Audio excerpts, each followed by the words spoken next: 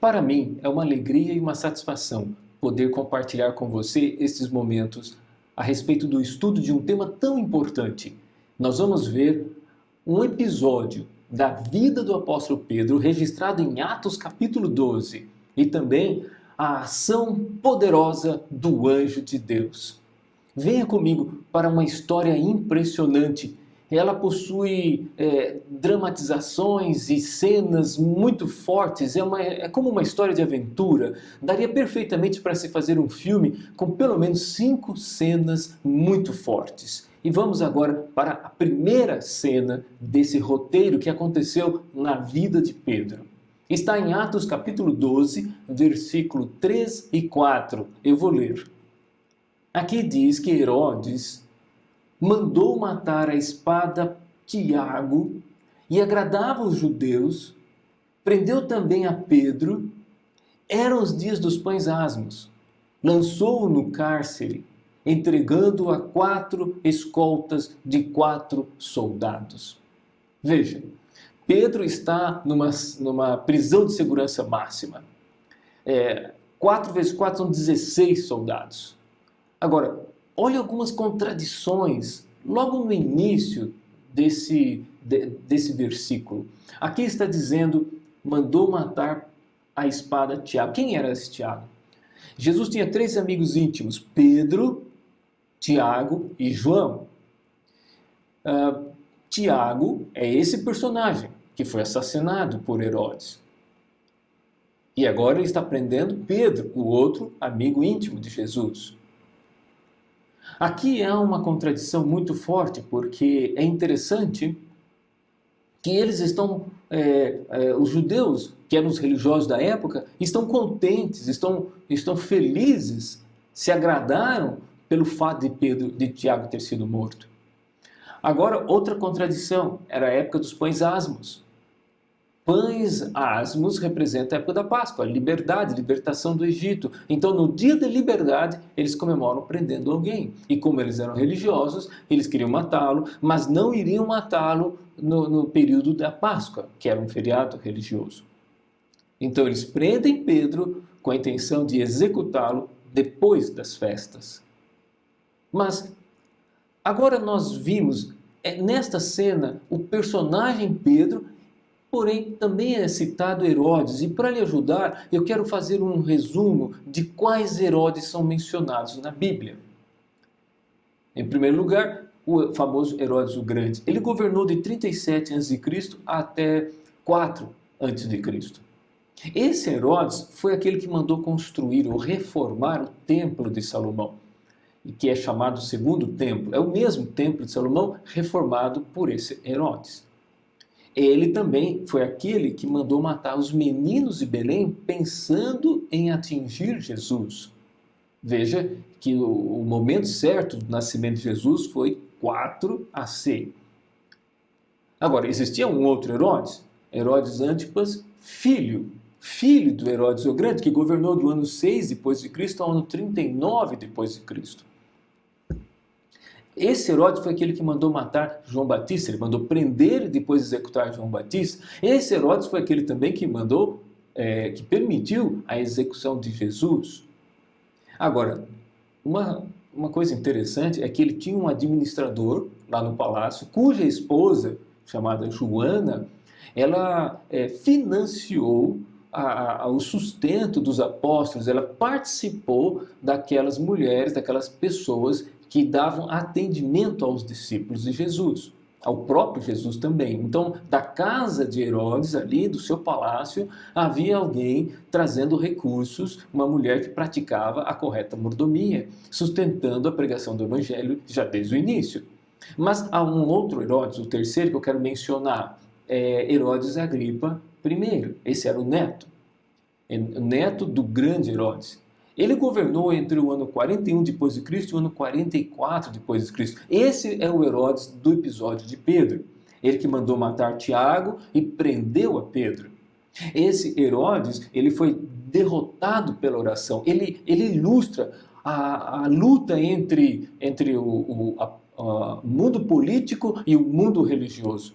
As forças das armas e a força da fé. Ele ilustra a arrogância. Você vai perceber, especialmente no final do capítulo, a luta entre a arrogância e a humildade, aquilo que é temporal com aquilo que é eterno. Mas ele foi derrotado pela oração. Havia um outro Herodes, o Herodes Agripa II. Ele era bisneto do Herodes o Grande. Ele governou no ano 49 depois de Cristo em diante. Ele começou muito jovem. Nesse ano ele teve um império pequeno, uma área pequena, que depois se expandiu. Morreu aproximadamente, ele morreu no ano 100. Eu mencionei 4 aqui, que foram os 4 que estão relacionados com a história bíblica mais diretamente, mas ele foi o 7º, haviam 7, ele foi o 7º e o último dos Herodes. Paulo fez a sua defesa perante esse Herodes e o influenciou, você se lembra ali do episódio. Bom, veja só, agora entramos na cena número 2. Nesta cena, quem se destaca é um anjo. Aqui diz o texto, Pedro dormia entre 2 soldados. Pedro estava confiante no poder de Deus. Mas sobreveio um anjo do Senhor, diz o texto, e tocando ele ao lado de Pedro, o despertou. E as cadeias caíram-lhe das mãos. Disse-lhe o anjo, calce as sandálias, põe a capa. Olha que interessante, Pedro está dormindo, confiante em Deus, aparece um anjo e esse anjo faz coisas impossíveis. Rebenta as correntes dos seus braços, abre a porta, não permite que os soldados acordem, abre as portas de ferro da grande muralha da cidade, mas faz o impossível, mas diz para Pedro, a capa você põe, a sandália também. Não coloca o sapato, não coloca as sandálias em Pedro, porque isso já é por aí uma lição muito forte. Esse anjo, ele faz aquilo que era impossível, mas deixa o possível para que Pedro fizesse. Deus faz o impossível na sua vida, mas deixa o possível para que você faça. Deus abre portas e dá oportunidade, mas Ele espera que você bata as portas, que você acorde de manhã, que vá procurar emprego, que faça a sua parte, que estude, que se prepare, que se esforce. Existe a parte de Deus, existe a sua parte. Deus nunca vai falhar com a parte dele, mas é importante que você tome atitude e faça a sua parte. Bom, eu quero agora que você entenda melhor o que está acontecendo. Aqui está falando de anjo. Eu expliquei dos Herodes, agora eu quero explicar sobre os anjos. Havia um mundo invisível. Existe hoje um mundo invisível que nós não conhecemos. Um dia vamos conhecer os bastidores da nossa vida. Mas o fato é que nós não percebemos que existe uma realidade invisível, que muitas vezes começa com uma pessoa orando, que Deus atende, que envia um anjo. A realidade é que nós mesmos não estamos propensos a pensar nisso. Eu subestimei essa batalha entre o bem e o mal e tive sérios problemas com isso. Não se esqueça de que existe um mundo invisível, existem anjos, a Bíblia fala que eles são poderosos. Os anjos são magníficos, poderosos. Hebreus diz que eles são também servidores. Hebreus capítulo 1 diz que eles são servidores. O Salmo 103 diz que eles são poderosos. A Bíblia menciona os querubins, que são anjos de 4 asas. Ezequiel 10:21 é um exemplo. Lúcifer é mencionado como sendo que ele tenha sido um querubim de Deus, se tornou Satanás. Os querubins são mencionados 60 vezes no Velho Testamento e uma vez no Novo Testamento. Também são mencionados serafins, que são anjos com 6 asas, mas apenas 2 vezes, e justamente em Isaías. A referência aos anjos como um todo na Bíblia foram 313 vezes. Agora, em alguns momentos os anjos apareceram como se fossem homens, como por exemplo ali com Abraão, com Ló, sem manifestação ou aparição de asas, pareciam homens. E em outras ocasiões, como lá em Daniel, quando ele orou, Deus enviou Gabriel, que o texto diz que ele foi voando, então com asas. De qualquer maneira, nós sabemos que os anjos são seres magníficos e poderosos, e não somente os anjos, mas também Deus está trabalhando por você, e trabalha no turno da noite. Enquanto você está dormindo, Deus está tomando providências para o seu dia, abrindo oportunidades, providenciando oportunidades.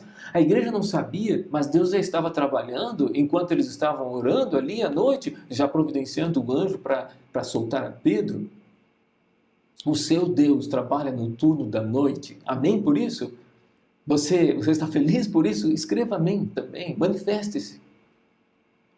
Olha, aqui, na cena número 3, vamos em frente e nós vamos perceber que nesta cena é a cena que aparece a Dona Maria. Veja ali em Atos 12, diz assim: ele se dirigiu à casa de Maria, mãe de João Marcos, uma serva chamada Rode. Veio atender, tomada de alegria, ela correu de volta sem abrir a porta. Que coisa interessante, ela estava tão feliz, foi embora sem abrir a porta, mas eu quero primeiro que você preste atenção no que está acontecendo. Na casa da Dona Maria, ali tinha um ponto de pregação, ali tinha uma célula, ali tinha um pequeno grupo. Ela levou a igreja para dentro da sua casa. Foi a melhor forma que ela encontrou de edificar os seus filhos, a sua família. E como resultado, veja, Marcos, esse é aquele que escreveu o evangelho, o primeiro evangelho, o evangelho de Marcos. A sua casa era cheia de oração. Ter em casa um grupo de oração, meu irmão, é ter um local de refúgio. Você precisa ter um local de refúgio, um local de proteção. Você precisa ter uma rede de proteção com amigos que orem por você. Eu até lhe convido a escrever, se você tem uma oração aqui abaixo. Porque se 10 pessoas orarem por você durante um mês, já serão 300 orações. Se 1.000 pessoas orarem por você durante um mês, são 30.000 orações. E há um poder especial na oração. E olha o que está acontecendo. Quando eles chegam para casa, Dona Maria, Pedro é deixado ali fora e a menina entra, a Rode, como você viu, para avisar que Pedro estava à porta, e eles respondem o seguinte: estavam lá orando, mas eles respondem: não deve ser Pedro, ele está preso, deve ser o anjo de Pedro. Aqui há duas coisas muito impressionantes. Em primeiro lugar, deve ser o anjo. No mundo moderno, nós nunca pensamos que anjos estão por perto. Nós esquecemos disso, mas eles são reais. Em segundo lugar, está falando o anjo de Pedro. O anjo que acompanha Pedro. Eles estão dizendo que creem que os anjos estão ministrando em favor das pessoas. E nós precisamos recordar isso e confiar nisso, que enquanto você está cuidando dos negócios de Deus, Deus está cuidando dos seus negócios. Enquanto você está pregando o Evangelho, Deus está cuidando das suas coisas. Veja, agora, que tipo de oração? Ali no verso 6 diz que era uma oração intensa. Eu tenho encontrado pessoas que têm o dom da oração. A oração transforma a realidade, sim, eu sei, mas qual tipo? A oração intensa. E eu pergunto, o que a Dona Maria podia fazer contra o império romano? Eu respondo, a Dona Maria de joelho, ela era mais poderosa, tinha maior influência e mais força do que o Herodes de pé com seu exército. Há diversas provas do poder da oração na Bíblia. Agora você precisa entender que é a oração intensa, não a oração da boca para fora, a oração intensa que transforma. Vamos para a cena número 4. Aqui é outro personagem. Agora eu quero que você veja, quem se destaca aqui é o próprio Herodes. Mas o que está acontecendo? Na verdade, também é uma manifestação do próprio Deus. O povo clamava, é voz de um Deus e não de homem. Esse Herodes, ele foi fazer um discurso, subiu no palanque, permitiu, as pessoas começaram a gostar do discurso dele e clamar que ele era um Deus. No mesmo instante, um anjo do Senhor o feriu, por ele não haver dado glórias a Deus. Nota, De alguma maneira ele gosta de ser chamado de Deus, ele aceita, ele permite, ele incentiva e de alguma forma ele passou dos limites. Então Deus interrompe o discurso político em um instante. É muito perigoso tomar o lugar de Deus ou querer tomar o lugar de Deus. É muito perigoso quando você julga as pessoas e quer tomar a posição de Deus como juiz. É muito perigoso, e eu me refiro a julgar o coração das pessoas, é muito perigoso quando você conquista as coisas e diz que foi por apenas seus próprios esforços. Que é você que controla o seu coração, que é você que controla tudo que ocorre ao seu redor. Na verdade, é muito perigoso se colocar no lugar de Deus. E tem mais. Eu quero fazer aqui um apelo a você. Deus te dá muitas oportunidades, mas as oportunidades não são infinitas. Haverá um juízo. No caso de Herodes, foi um juízo imediato. Mas, se você quer aceitar a Jesus, se você confia nele, então hoje é o dia para aceitar a salvação. Hoje é o dia para você colocar a sua vida nas mãos de Deus. Sabe, Deus tem um dia do juízo, mas no caso de Herodes o juízo foi imediato porque ele passou dos limites. De qualquer forma, a Bíblia fala que haverá um juízo final. E Pedro diz que será iniciado pela casa de Deus. Ou seja, ele começará por aquelas pessoas que têm conhecimento, pelas aquelas pessoas que se dizem cristãos. Então, nós temos que colocar a nossa posição já agora, permitindo que Jesus seja nosso advogado. Eu quero ir para a conclusão e quero dizer para você, em primeiro lugar, que ao olhar essa história de Pedro, uma história tão impregnada de cenas fortes, que Deus está no controle de tudo.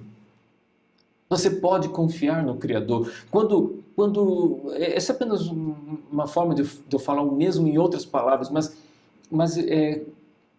estava tendo um incêndio no prédio e os bombeiros foram lá, tinha uma menina na janela, eles puseram a rede, mandaram ela pular, mas era muito alto e ela estava com medo, ela não pulou. Então aparece o seu pai, ele pega o alto-falante e diz para a filha, pode pular. E ela salta. E é salva, mas por quê? Em primeiro lugar, ela conhecia a voz do seu pai. Em segundo lugar, ela confiava no seu pai. Eu não sei o que está te acontecendo. Talvez você vive numa prisão psicológica, numa prisão de hábitos, vícios, numa situação de medo, de angústia. Mas Deus está no controle de tudo, até mesmo das situações mais difíceis. Deus age para livramento, Deus age para direcionamento. Certa ocasião eu fui visitar uma família e um cachorro, um pastor alemão enorme, ele estava com uma corrente muito comprida e eu entrei sem a família perceber, eu fiquei no alcance do cachorro. Ele veio para cima de mim, botou as patas dele no meu peito e começou a latir, querendo me abocanhar o rosto, e eu me mantive tranquilo ali, com medo por dentro, mas o cachorro batia os dentes no ar, ele não me mordeu e a família conseguiu contê-lo e perguntou para mim, o que será que aconteceu que ele não te mordeu, porque ele é muito feroz? E eu peguei uma Bíblia dentro da minha pasta e disse, eu vim fazer uma visita e trazer essa Bíblia para vocês. E eu tinha lá já feito uma dedicatória. Deus agirá para livramento. Você também tem muitas histórias e poderá vê-las na hora no céu. Agora eu quero ir para a última cena. A cena número 5 está em Atos 12 e ela fala de você.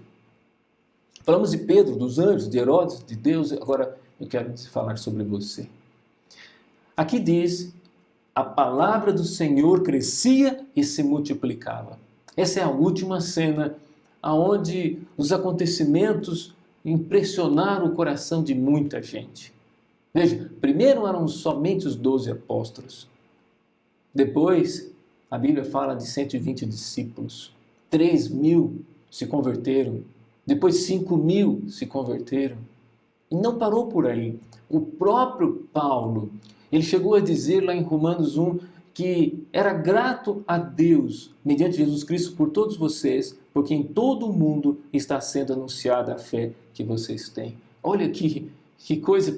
Paulo, ele de fato foi a todo mundo conhecido da época dele. Ele cumpriu a missão. Ele foi na Europa, na Ásia, ele foi a todo mundo conhecido que ele poderia chegar.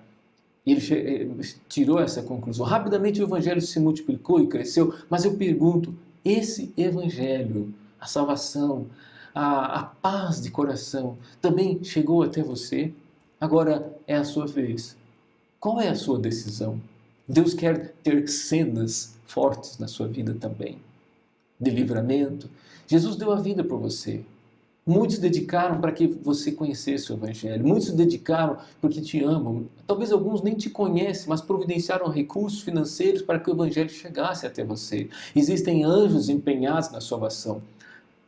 Amigo, minha amiga, essa vida é curta, mas nós teremos toda a eternidade para frente. Então, qual é a sua decisão? Escolhe, pois, a vida, escolhe, pois, Jesus. Você está disposto a colocar a sua vida nas mãos de Deus? Escreva aí, eu quero a salvação. Eu aceito a salvação. Se você já aceitou a salvação no passado, pode dizer, eu renovo minha decisão, quero ir para o céu, juntamente com toda a minha família. Eu quero orar por você agora, mas antes eu gostaria de ouvir o seu sim. Antes de começar a oração, eu peço que você escreva apenas a palavra sim, já é suficiente. Vamos orar. Querido Deus, talvez alguém que está me ouvindo disse sim no coração. Realmente, Pai, cenas incríveis ocorrem nos bastidores que nem conhecemos, nem sabemos. Anjos poderosos estão ao redor do mundo, procurando os salvos para guardá-los. E agora eu quero lhe pedir, Pai, que o Senhor proteja essa pessoa que está me ouvindo com os teus anjos magníficos em poder. Que por onde essa pessoa andar, os teus anjos formem ao redor um muro de proteção e segurança. Abençoe sua família com a mesma proteção. Querido Deus, coloca o nome desta pessoa que está me ouvindo, o meu também, no livro da vida. E que possamos estar na nova terra, juntamente com Pedro. Peço isso, Pai, em nome de Jesus Cristo. Amém. Que Deus te abençoe. Se você quiser o resumo, o esboço deste sermão, ele está aqui na descrição. E você também poderá conhecer algo mais sobre o nosso trabalho. Mas meu maior desejo é que a sua vida seja iluminada, o seu coração seja aquecido com a palavra de Deus.